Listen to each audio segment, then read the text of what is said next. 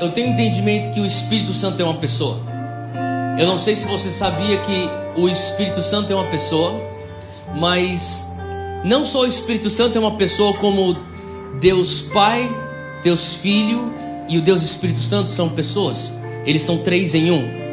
E uma das coisas que eu comecei a pensar é na diferença entre uma pessoa e uma coisa. E uma vez eu fiz essa pergunta para uma criança e eu perguntei: o que é que faz uma pessoa e uma coisa? E a criança, na sua inteligência, disse: uma pessoa tem vida, uma coisa não tem vida. Eu passo que isso é uma resposta correta. A árvore também tem vida e ela é uma coisa. E eu comecei a pensar o que é que difere uma pessoa de uma coisa. E para responder isso de uma maneira bem sucinta, e para responder isso de uma maneira bem resumida, uma pessoa tem uma alma, uma coisa não tem. Então talvez hoje você está me assistindo através de uma tela, seja de um computador, seja ela de uma televisão, seja ela de um celular. Essa tela não tem uma alma, mas você tem. E a pergunta fica então: o que é que faz a alma ser uma alma? Ou o que existe dentro de uma alma? E para resumir, são três coisas que eu queria falar que definem uma alma. Uma alma, ela consiste de ter uma mente. Ela consiste também de ter uma vontade e ela consiste de ter emoções. E o Espírito Santo é justamente uma pessoa com uma alma. O Espírito Santo tem uma mente, o Espírito Santo tem uma vontade e o Espírito Santo tem emoções. Eu quero ler aqui rapidinho para você alguns trechos da palavra que fala assim que não só o Espírito Santo, mas também Deus Pai, Deus Filho, eles também têm uma alma. Fala aqui em Mateus 12:18 sobre o Pai, e fala que: eis aqui o meu servo que escolhi, o meu amado, em quem a minha alma se compraz. Porei sobre ele o meu espírito, e ele anunciará aos gentios o meu juízo. Isso aqui é Deus Pai falando. Ele fala: eu tenho uma alma, a minha alma se compraz nele. Ele falando aqui de Jesus. E depois lá em Mateus 26:38, então lhes disse: a minha alma está triste até a morte, fiquei aqui e vigiai comigo. Isso aqui é Jesus falando que ele também tem uma alma. E por final aqui em Hebreus 10:38 fala que: então lhes disse, a minha alma está triste até a morte, ficai aqui e vigiai comigo. A alma de Cristo aqui está triste. Então o Deus triuno tem uma alma. E eu comecei a realmente meditar nisso, no fato que o Espírito Santo tem uma alma. O Espírito Santo, ele tem uma mente. E a palavra de Deus fala lá em Isaías 55 que os meus pensamentos não são os teus pensamentos, nem os meus caminhos os teus caminhos. E eu comecei a imaginar uma coisa que talvez na minha mente viajante, sei lá, talvez você nunca pensou nisso, mas eu pensei. Eu comecei a perguntar para Deus, ou pelo menos imaginar: será que o Espírito Santo tem um QI? Ou qual seria o QI do Espírito Santo? Obviamente o Espírito Santo, eu fiquei imaginando, ele deve ter um QI altíssimo, talvez mais alto que de Einstein, ou com certeza mais alto que de Einstein. Mas depois eu cheguei à conclusão que ele não tem um QI. Porque se o Espírito Santo é Deus, e Deus tem uma alma, e a alma é feita de uma mente, vontade e emoções, então Deus, sendo um Deus onipotente, onipresente e onisciente, ele sabe de todas as coisas, portanto não é necessário ter QI, porque ele tem todo o conhecimento. Então o Espírito Santo não tem QI. Mas eu comecei a imaginar: Pai, qual será a mente do Espírito Santo? E tantas vezes é a pergunta que a gente faz para ele. Porque alguns pesquisadores, teólogos, fizeram um estudo e eles chegaram na conclusão da pergunta que é mais perguntada por todos os cristãos. Essa pergunta é: Senhor, qual é a tua vontade para mim? E para você conhecer a vontade de Deus, você tem que entender um pouco da mente de Deus.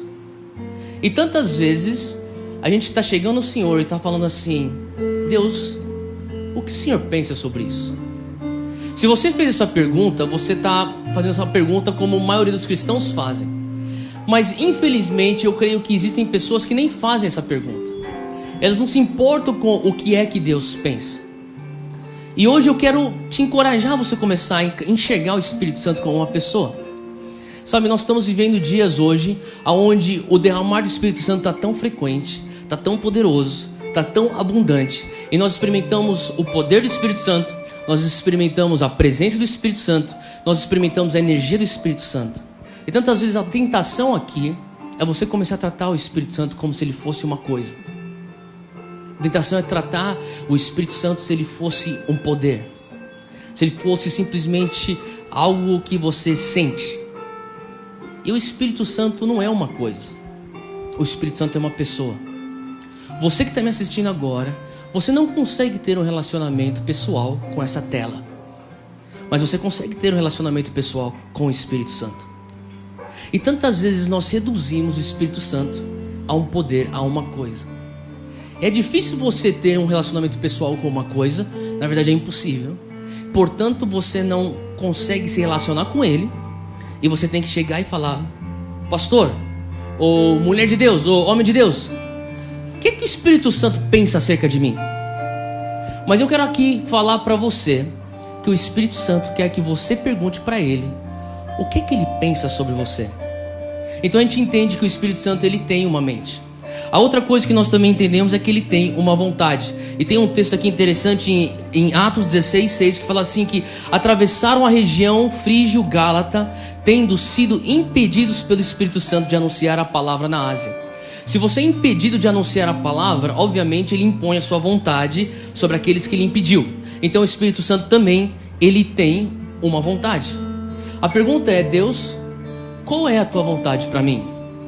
Muitos cristãos ou jovens especialmente, eles vêm para mim e perguntam depois de alguma ministração.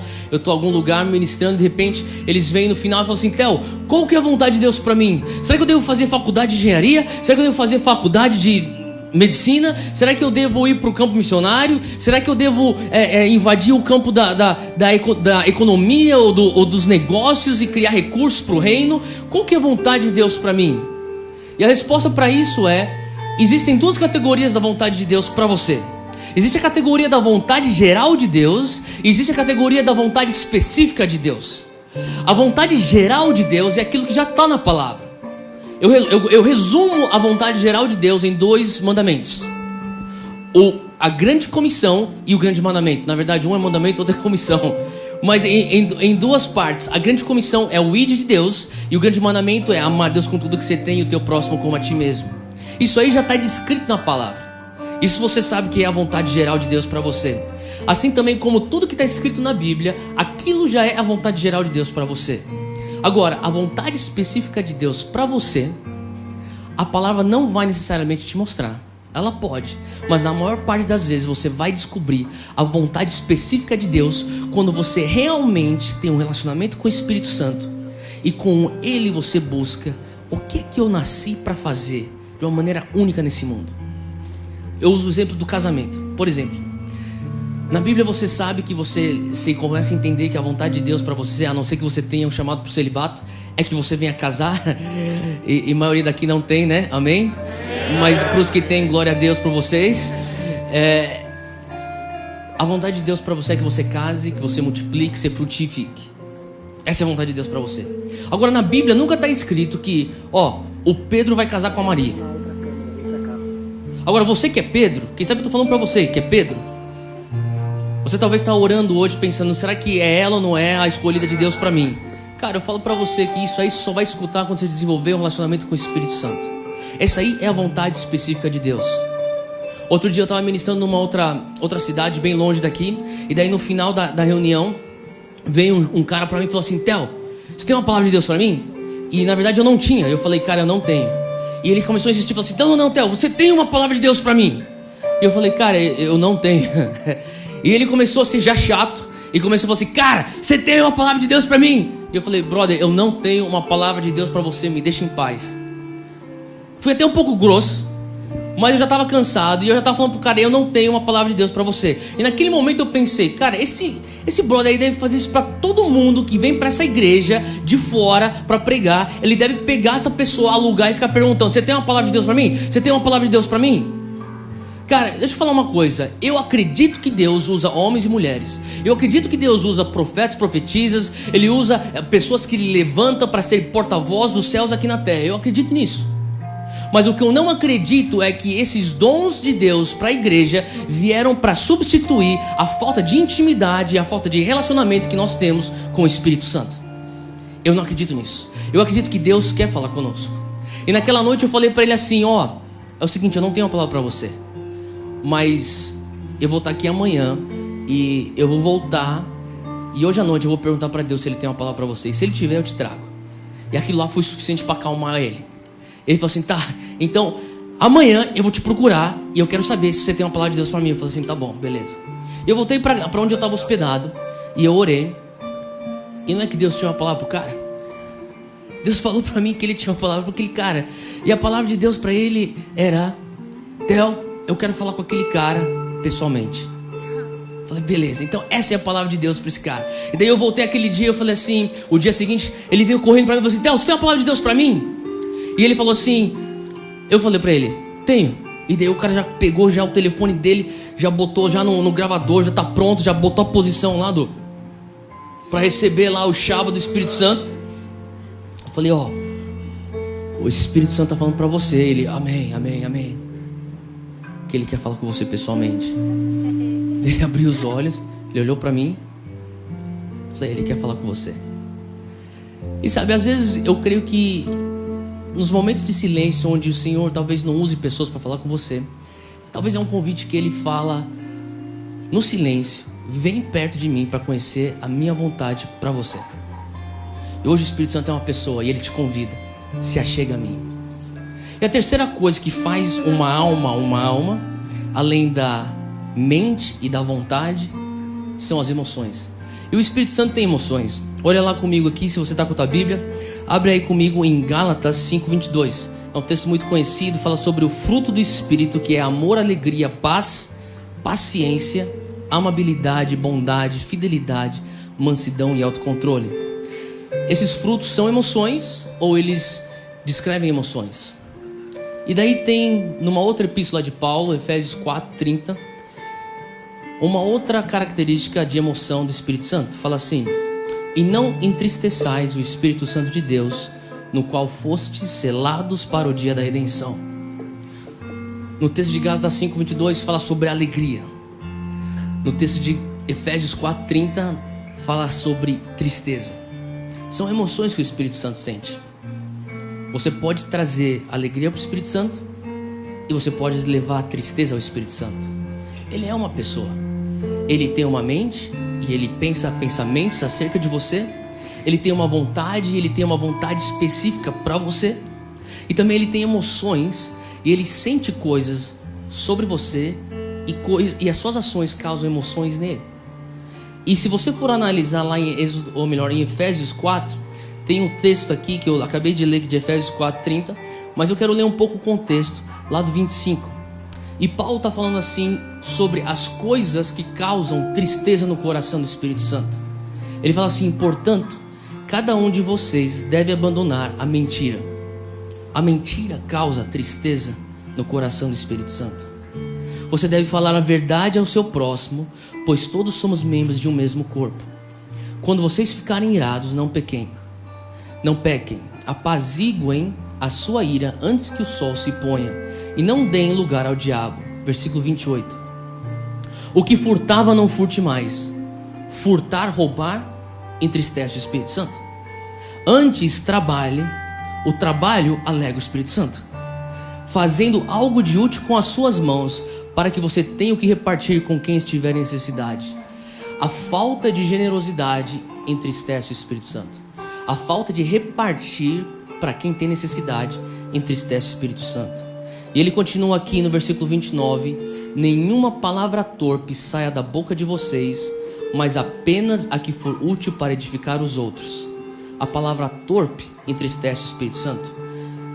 Versículo 30: não entristeçam o Espírito Santo de Deus, com o qual vocês foram selados para o dia da redenção. 31: livrem-se de toda amargura. Isso entristece o Espírito Santo.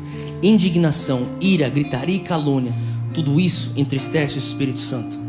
bem como toda maldade. Sabe, nesse texto aqui de Efésios 4:30, se você for analisar lá no original, a palavra entristecer tem a raiz de luto.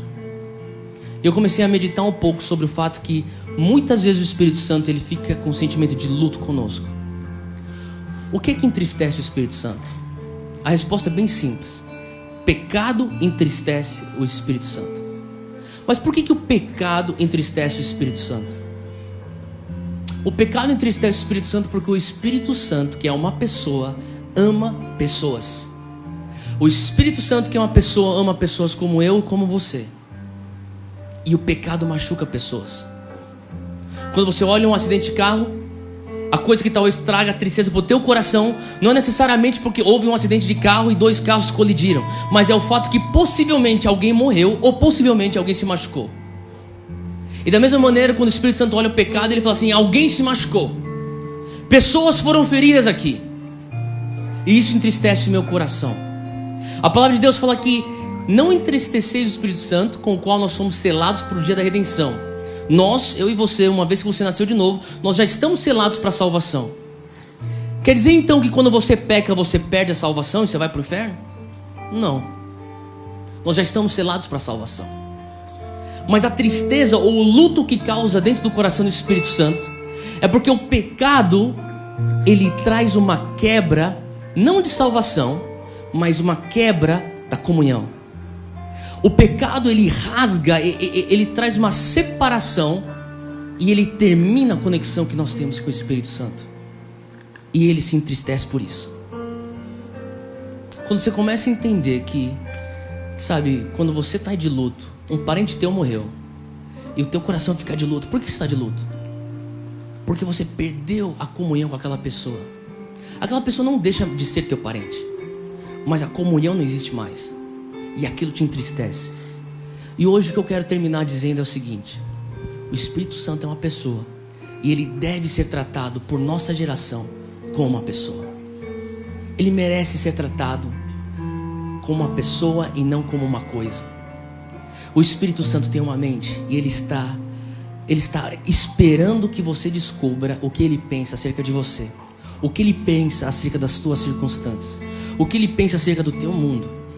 O Espírito Santo tem uma vontade, ele tem uma vontade sobre você. Ele está perguntando: você tem interesse em saber qual que é a minha vontade específica para você? Chega perto de mim que eu quero falar para você. E o Espírito Santo também tem emoções, e ele está falando assim: você pode trazer alegria como você pode entristecer o meu coração.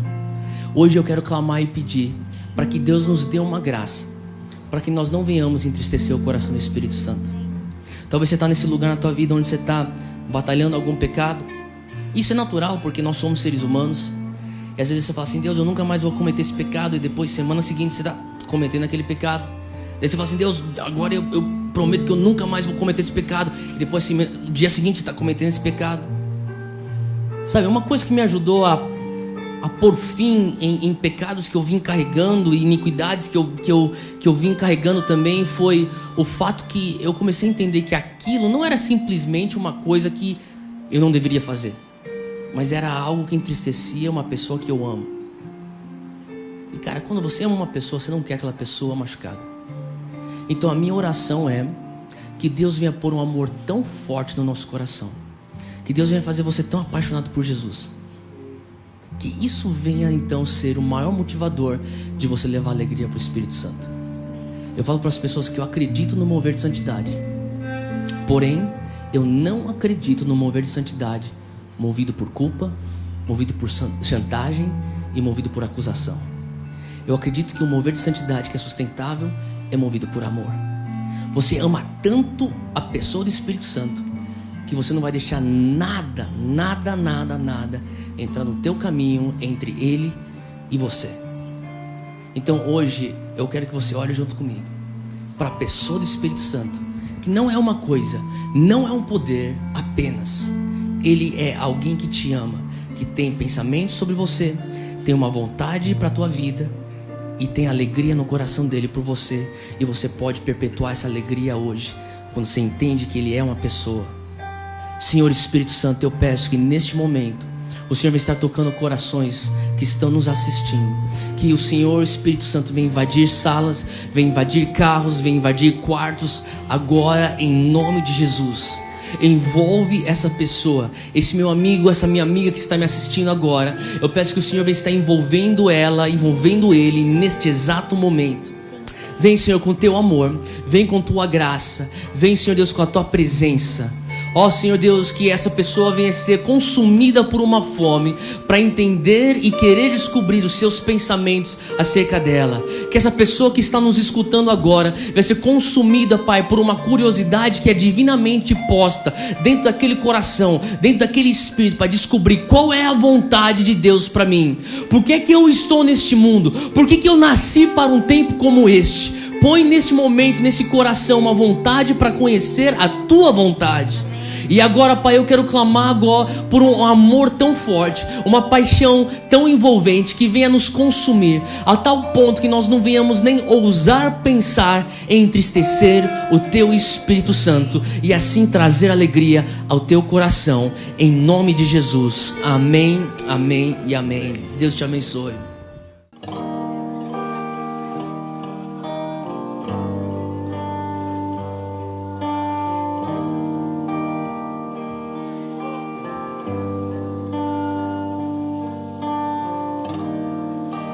Todo-Poderoso,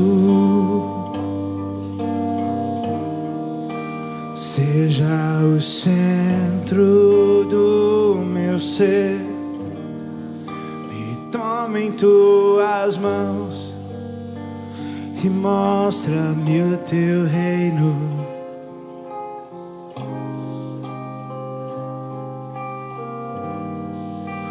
Com o meu corpo eu te glorificarei,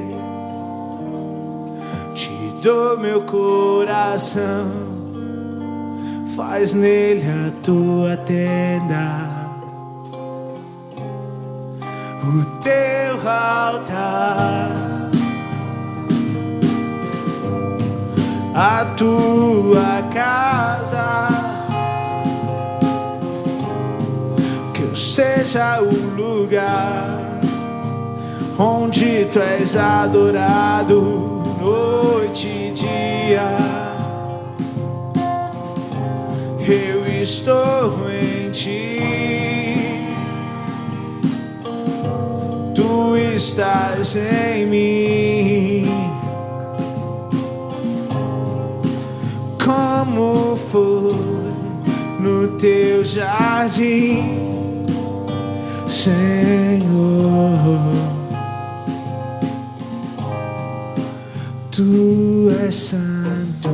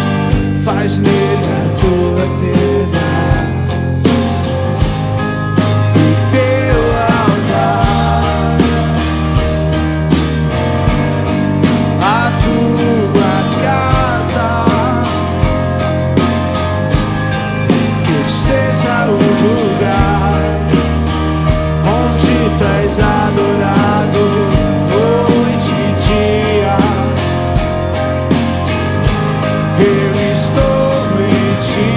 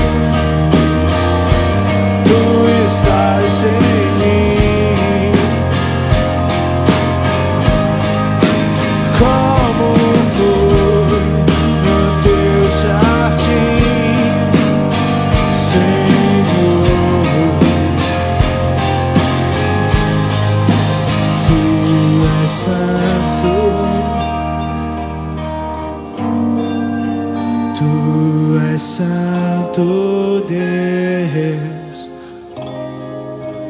Tu és santo. Tu és santo, Deus. Tu és santo. Tu és santo, Deus.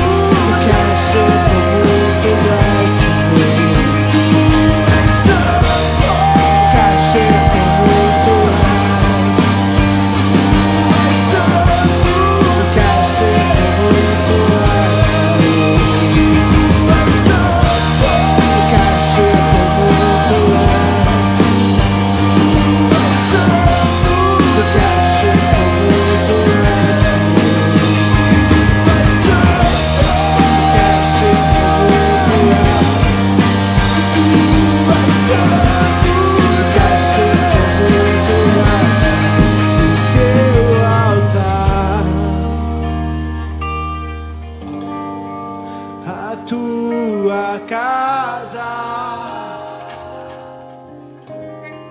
que eu seja o lugar onde tu és adorado noite e dia.